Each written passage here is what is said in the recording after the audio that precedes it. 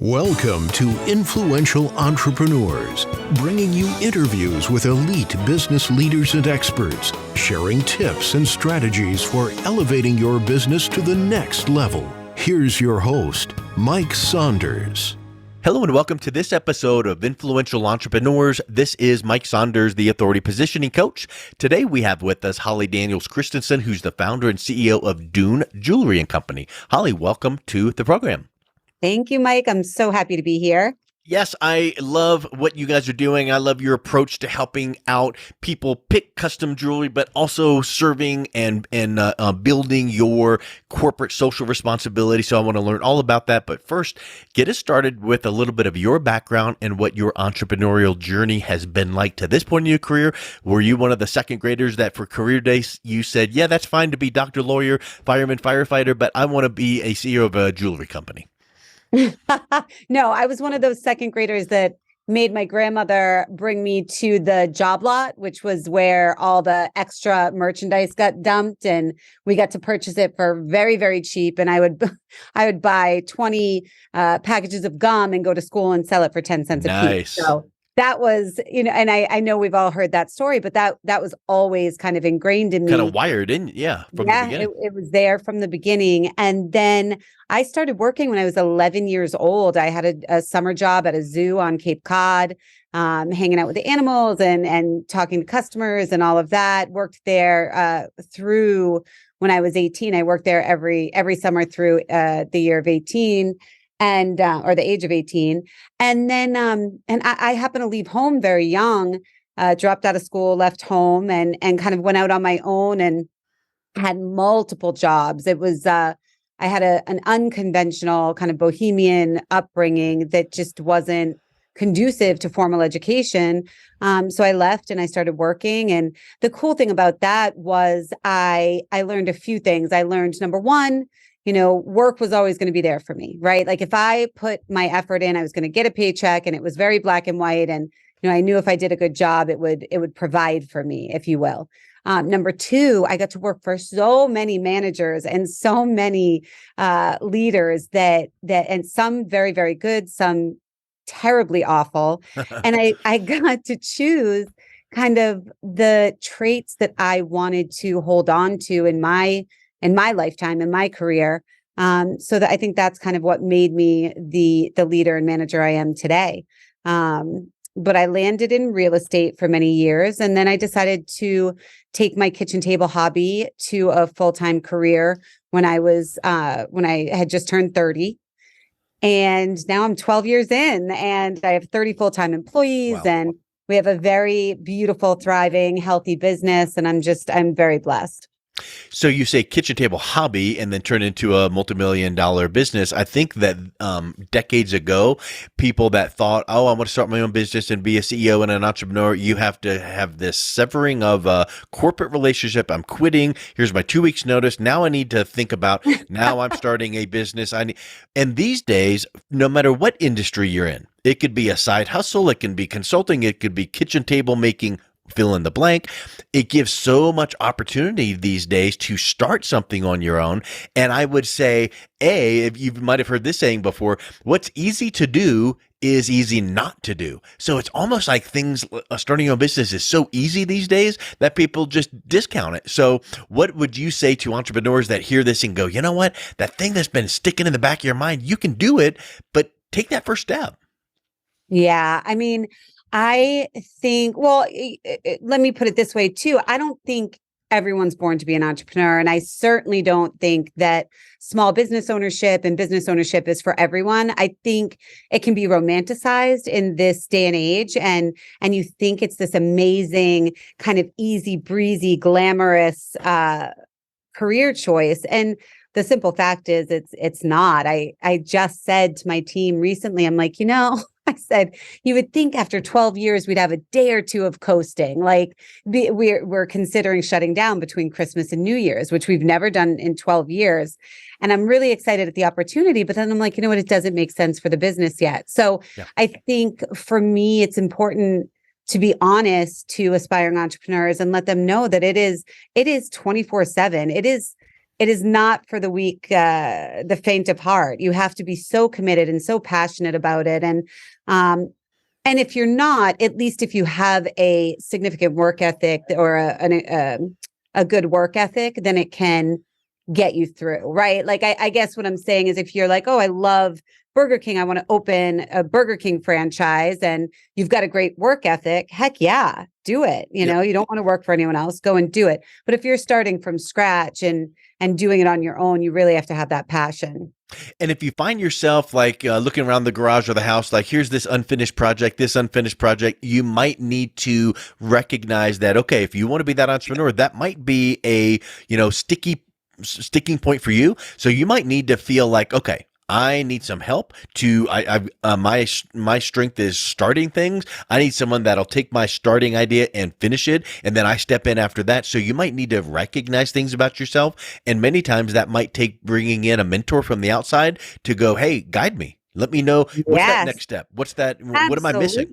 Yeah. Listen, I mean, as a high school dropout, the fact that I have done what I've done is in my mind pretty great, right? I'm very excited and happy and blessed to be where I am, but I certainly wouldn't be here without my mentor, who I met in 2000. I started my business in 2010.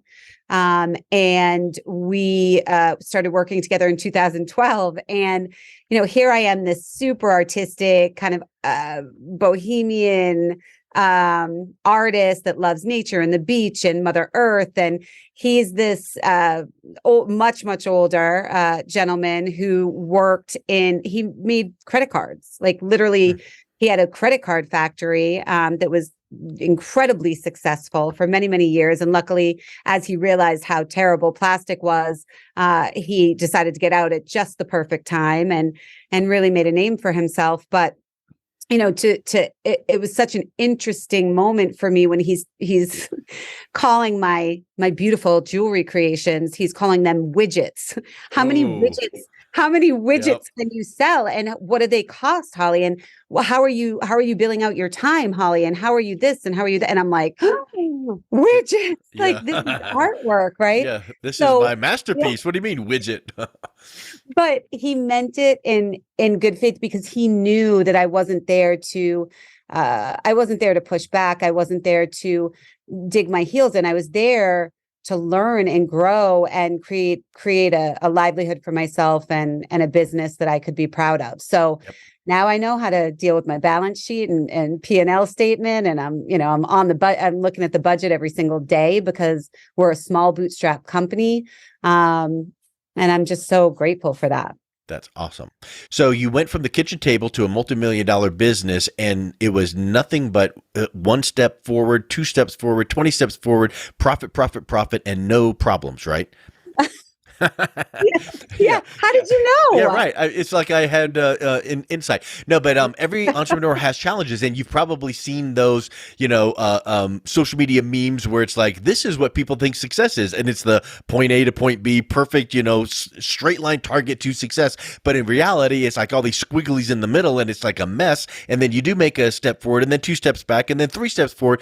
But what are some of the challenges that you faced in growing? Because I think you have an initial burst, and then you kind of plateau, and then another burst. What are some of the challenges that you faced over the years? Sure. I think in the beginning, and this of course is unique to me, but I'm sure there are other entrepreneurs out there like this, or men or women who and maybe not a high school dropout, but maybe they dropped out of college for certain reasons. I had a very hard time walking into a room and feeling on the same level as everyone else in a business meeting, or when I was pitching to larger companies for like larger boutique chains and things like that, because I definitely had some insecurities about not having a formal education. And that's something that I want to shout from the rooftops, because while I have 2 young daughters and I definitely want them to have a formal education, it is not the end all be all. You can do anything you want to do with your life. Whether it is going back to school or starting a business without a formal education, there's so much you can learn from books, from Google, from the internet. We have so many opportunities in front of us. And I would hate for anyone else that has a talent and a passion to go through what I went through for probably the first 4 or 5 years. It took me about 5 years to really find my stride, find my confidence, know I was doing a good job, know that I was evolving and learning as a professional. So I think that's important. I mean, challenges in general, valuing your time, valuing your product, valuing your work is so important. I do find that oftentimes it is, and not to break it down like this, but and I think it's statistically, I'm not going on record, but oftentimes women don't value their products or services correctly. They undervalue themselves not by a little, Mike, but like they've undervalued themselves significantly. So my mentor and I still to this day, yesterday we were on the phone and he's like, are you raising your prices in January? Are you raising your prices in January? And I'm just like, we have this conversation every 6 months. That's huge. And you know what? You kind of, it's like the frog in the water that ultimately gets boiled because you don't notice it getting hotter and hotter. You're in the midst of it, and you've got to take time to work on your business, not in your business, like Michael Gerber taught in E-Myth. And maybe it is that mentor conversation. Maybe it is taking time to go to the beach, to the Starbucks, and go, what do I need to work on? What are some things, and what are those key things like raising pricing or whatever the case is? Or hey, what are my suppliers charging? Can I make sure I save this? All of those things, we get in the weeds of the business, and it just really bogs you down and you don't notice. So I think that's a huge aha and a huge lesson. Talk a little bit about your company. I know you don't just quote unquote sell jewelry. So what kind of jewelry? And then talk about your giving focus that you guys focus on. Yes. So we are the one and only experiential jewelry company in the world. And what that means is we capture experiences in every single piece that goes out our door. Every design is custom made to order, and handcrafted here in our Massachusetts studio.